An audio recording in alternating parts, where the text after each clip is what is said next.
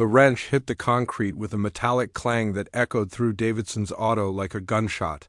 Every head turned. Every conversation stopped. And in that sudden silence, Rita Martinez picked up the tool, looked her supervisor dead in the eye, and asked him to repeat what he'd just said. The shop floor was a cathedral of noise and motion.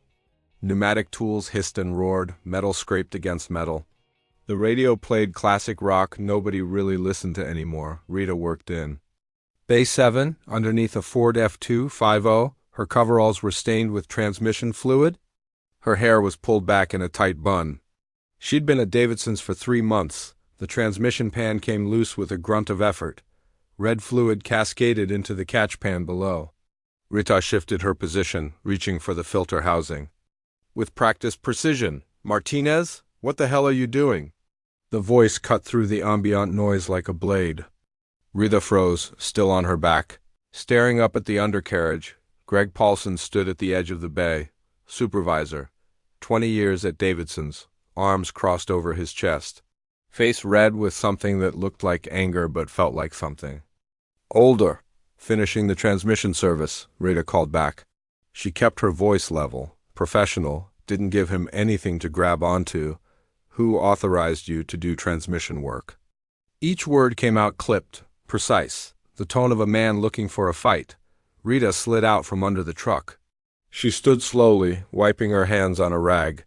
Around them, the shop had gone quiet, everyone watching now. "Bill assigned it to me this morning," Rita said. Bill Davidson, the owner, Greg's boss. She let that fact hang in the air between them. Greg's jaw tightened. "I don't care what Bill said. Transmission work is advanced. You're not ready for it."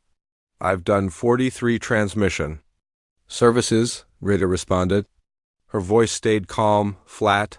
She'd learned not to show emotion with men like Greg. It only made things worse.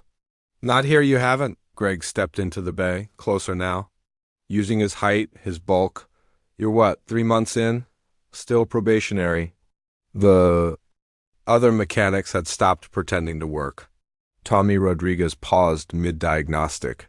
Marcus Chun put down his impact wrench. Even old Pete had climbed out from under his Camry to watch. "I'm qualified," Rita said simply. She pulled her phone from her pocket, swiped to her credentials. ASE Master Technician Certification, 8 years of experience. Military training. Before that, Greg didn't look at the phone. "I don't care about some piece of paper. This is my shop floor." "It's Bill's shop," Rita corrected quietly. The temperature in Bay 7 dropped 10 degrees. Greg's face shifted from red to purple as his temper boiled over. He snapped about whose shop it was, grabbing the wrench from Rita's hand in a deliberate, aggressive motion. She didn't resist, just let him take it. He shouted that mechanical work wasn't for women. The words slamming into the concrete walls and settling into every corner of Davidson S. Auto like toxic dust. Rita stood perfectly still, having heard versions of this before in the Army at her last shop, from customers asking for a real mechanic. She told him to say it again, quietly, too quietly, the kind of calm that makes smart people uneasy. Greg hurled the wrench at the toolbox, the crash making Tommy flinch as he listed strength, technical knowledge, spatial reasoning. Rita cut him off, stating calmly that she had all of those. Her posture shifted, subtle but dangerous, as Greg leaned in and told her she didn't belong, calling her a pity hire. The shop went dead silent, no one daring to move. Rita picked up the fallen wrench, inspected it, wiped it clean. Then she spoke loud enough for everyone to hear, proposing a deal challenge. Greg laughed, mocking her, asking if she wanted to arm wrestle. She called it a diagnostic race.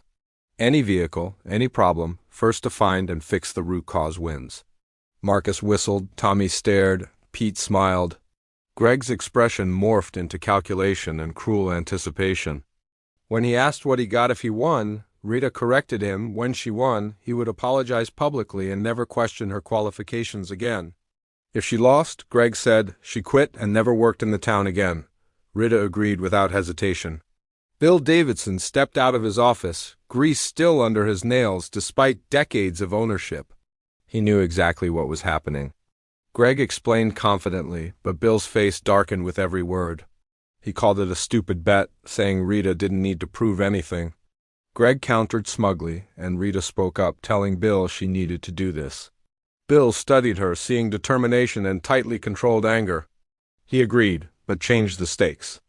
If Rita won, she'd get the transmission specialist position with full raise and upgraded benefits. Greg's confidence wavered as Bill added his own condition: if Greg lost, he'd be suspended without pay and sent to sensitivity training. Greg tried to object, but Bill shut him down, making it clear this was now about respect. The shop felt ready to explode as Tommy asked which vehicle they'd use. Bill smiled coldly and said the Subaru. Everyone groaned. Even Greg went pale. The Subaru Outback sat in Bay 2 like a curse, there for 3 weeks with no solution. Bill explained the intermittent stalling, random, heat-related, refusing to restart for several minutes. Marcus had replaced fuel components. Tommy had rebuilt the ignition system. Pete chased electrical gremlins for hours. Even Greg had failed after rebuilding the throttle body and updating the ECU. Tommy called it a ghost, guessing the customer would need a new engine. Bill reminded them she couldn't afford that, a single mother who needed the car for work. Rita approached the Outback, circling it slowly, reading it like a living thing. She asked what had been done, wanting the full picture. Marcus and Tommy explained their work. Pete described impossible voltage drops. Greg stayed silent, arms crossed, waiting. Rita asked about customer notes. Bill mentioned it was worse on hot days, usually after 20 minutes of driving, and wouldn't restart immediately. Rita identified it as a heat-related intermittent failure, something breaking down under thermal stress. Greg snapped that they already knew that, and it proved nothing. Ignoring him, Rita slid into the driver's seat, studying the dashboard carefully. She moved to the engine bay, touching components methodically: fuel rail, ignition coils, intake manifold. Greg accused her of guessing, running the same checklist. Rita asked when the customer usually drove. Bill confirmed it was afternoons, the hottest part of the day. Greg mocked her again, but Rita pulled out her phone, searching service bulletins and forums. She explained she was looking for patterns and found a Subaru TSB related to intermittent no-start issues. Marcus pointed out they'd already replaced the camshaft position sensor with an aftermarket part. Rita asked if it was OEM. When Marcus hesitated, she calmly said that was the problem. She explained that aftermarket sensors for this model fail under heat due to inferior insulation. Greg dismissed it as speculation. Rita grabbed a heat gun and infrared thermometer, saying she'd recreate the failure condition. As she heated the sensor, everyone gathered around. At 180 degrees, nothing happened. At 200, still fine? At 220, readings fluctuated. At 240, the signal flatlined and the engine dropped into limp mode. Check engine light blazing. Rita shut off the heat gun and explained that OEM sensors handle up to 300 degrees, while aftermarket ones fail around 230. The shop was completely silent.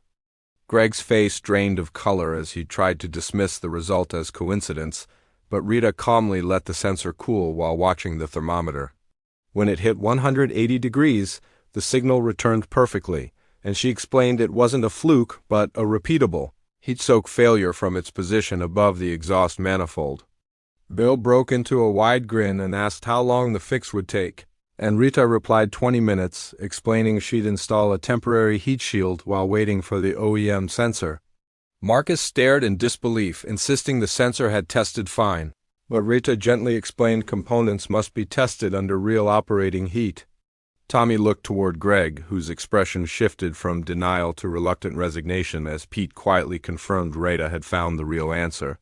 The old mechanic's calm certainty settled the bay, making it clear experience recognized brilliance when it saw it.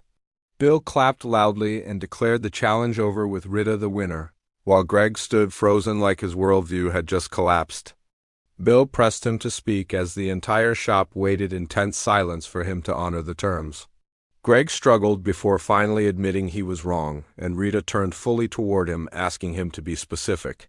He forced out an apology about doubting her skills, qualifications, and women in the field, while Bill prompted him to finish what everyone knew still needed saying.